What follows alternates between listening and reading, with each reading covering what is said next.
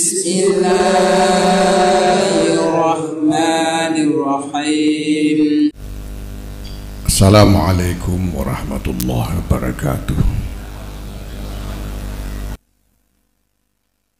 Alhamdulillah wa syukurillah, wassalatu wassalamu ala rasulillah Sayyidina wa maulana Muhammad ibn Abdullah wa ala alihi wa sahbihi wa wala. Amma ba'd, saya hormati teman-teman yang hadir, yang saya hormati. Alhamdulillah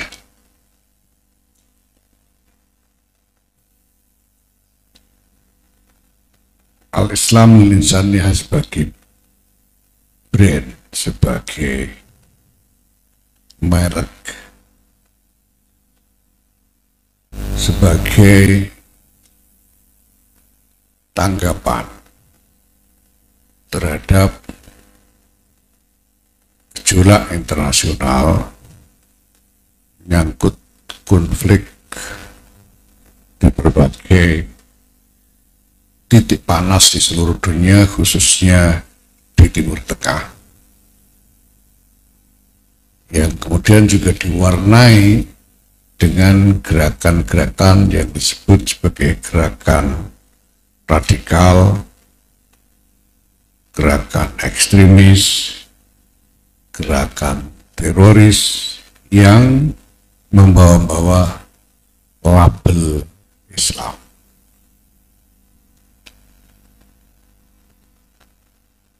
Sehingga kemudian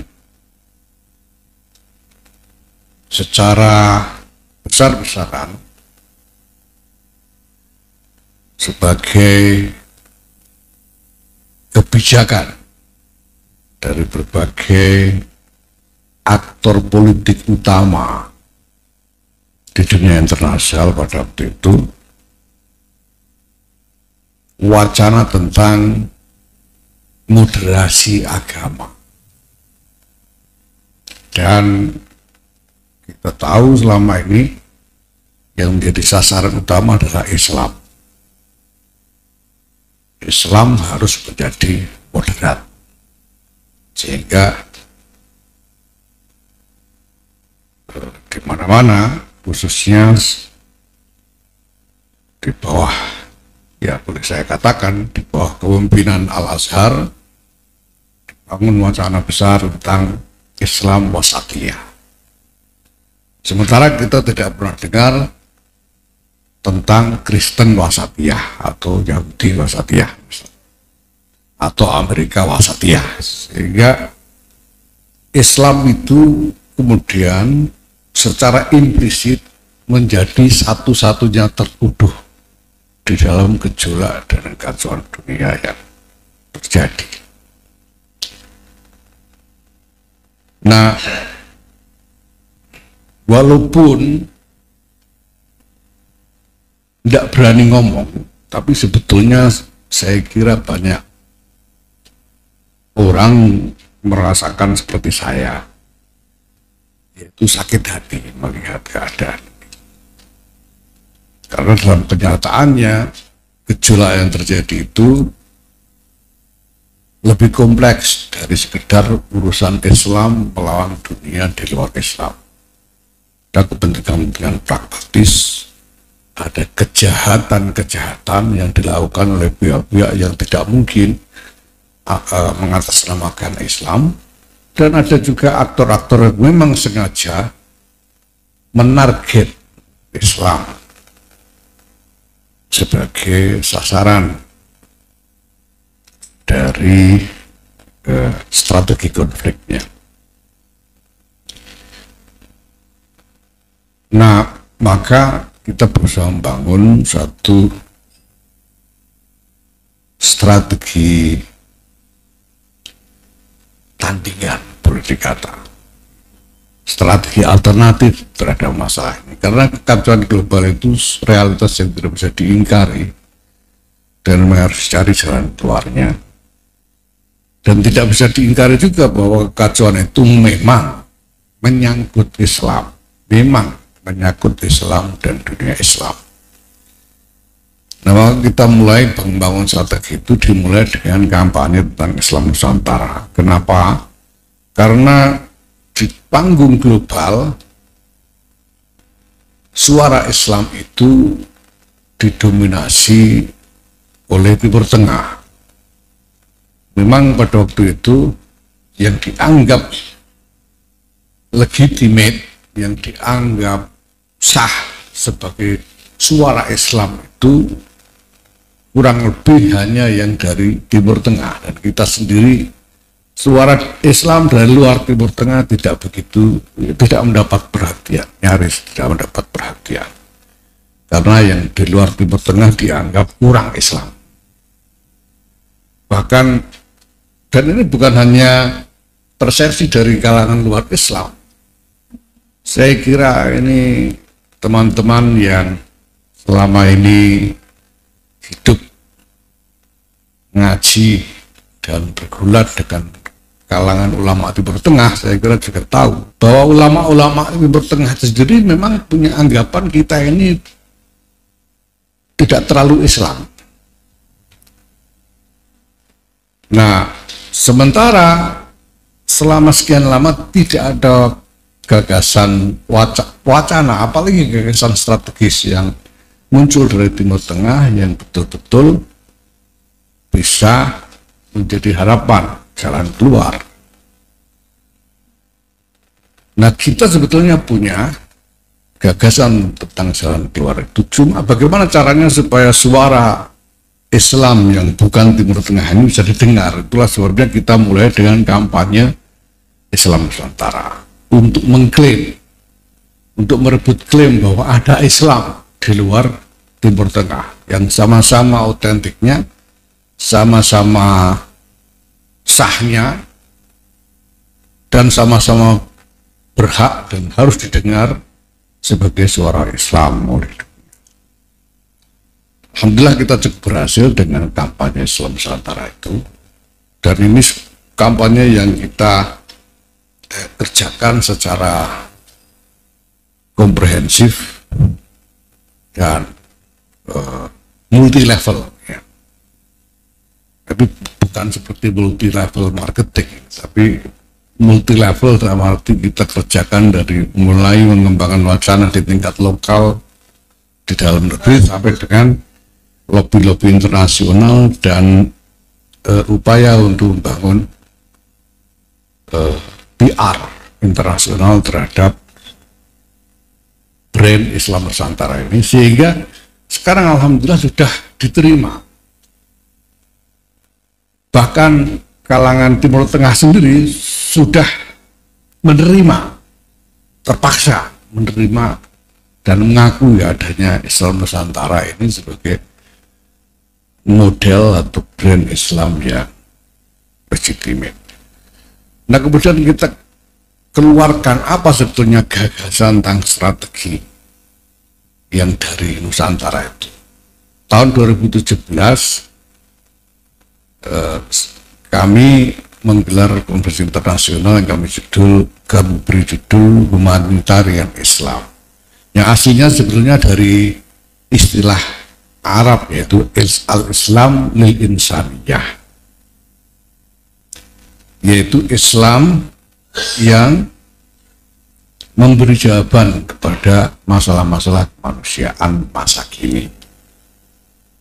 Nah, kalau diterjemahkan literal ke dalam bahasa Inggris, itu jadi Islam for Humanity.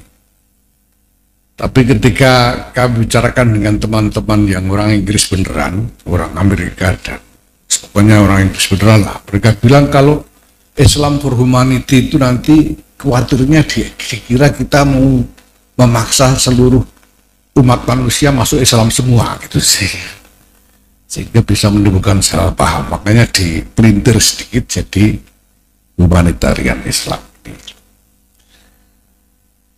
Nah, ini memang wacana yang cukup sensitif. Sebetulnya konsepnya sudah kita selesaikan tahun 2017 secara utuh, komprehensif. tetapi isinya memang sensitif. Kenapa? Karena ini kita maksudkan memang sebagai tandingan terhadap wacana Islam moderat. Dengan kata lain, semangat dari Islam Islam lil insaniyah ini adalah menentang Islam moderat. Karena kalau dilihat dari keseluruhan konstruksi politik terkait dengan wacana Islam moderat itu, isinya tidak adil terhadap Islam. Nah, maka memang isinya jadi sensitif. Itu sebabnya walaupun kita sudah kembangkan dalam berbagai lingkaran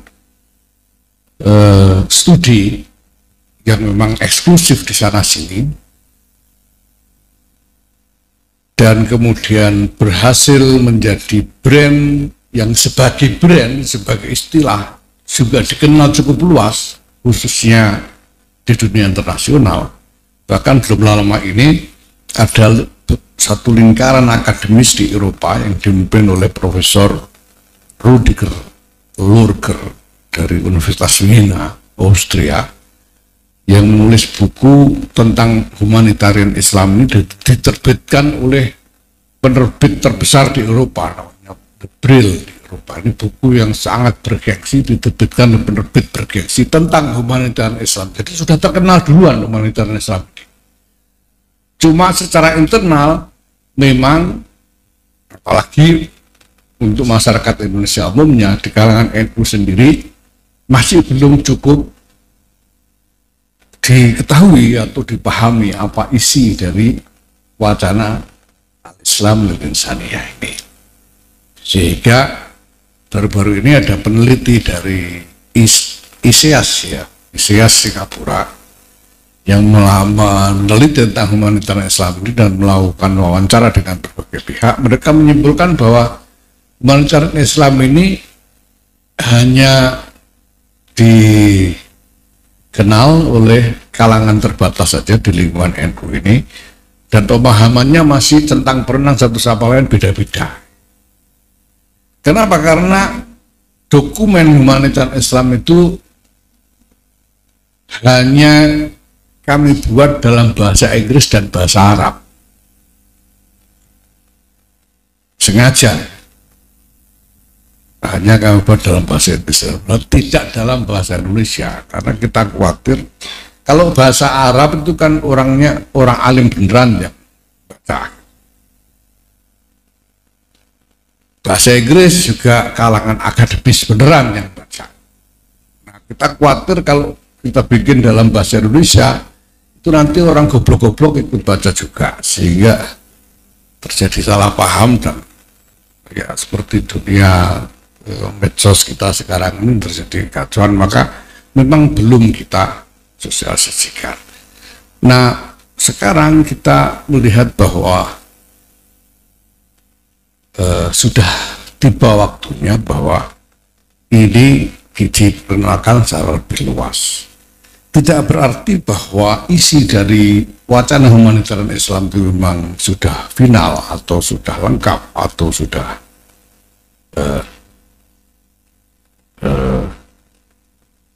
bisa dijadikan andalan untuk menjawab masalah, tetapi bahwa asumsi-asumsi dasarnya layak untuk dikembangkan sebagai gagasan-gagasan yang lebih kuat untuk ditawarkan sebagai jawaban atas masalah-masalah internasional.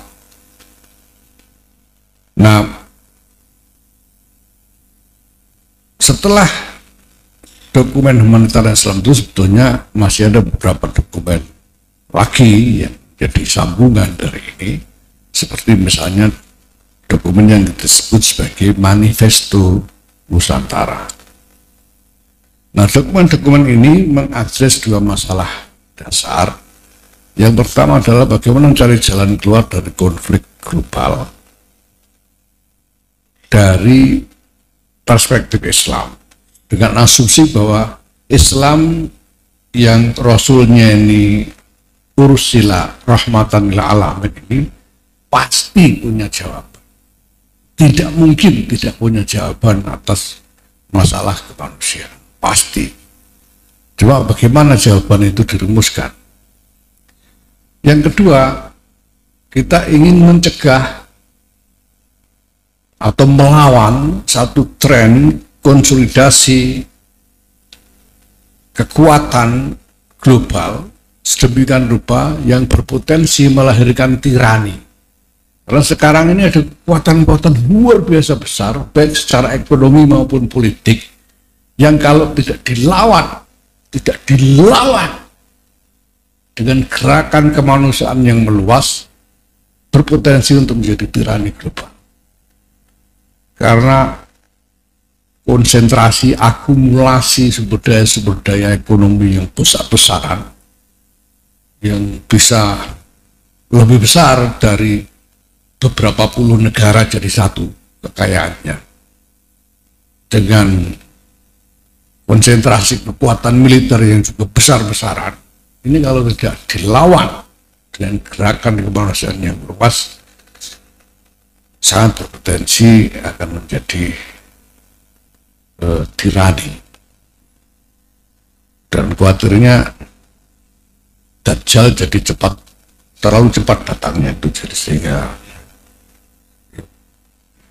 mudah-mudahan dengan upaya-upaya yang bisa kita lakukan, ya bisa ada penundaan sedikit lah, sehingga karena sudah terlanjur punya anak dan cucu kita ini, jadi kasihan cucu kita kalau kecepatan datangnya.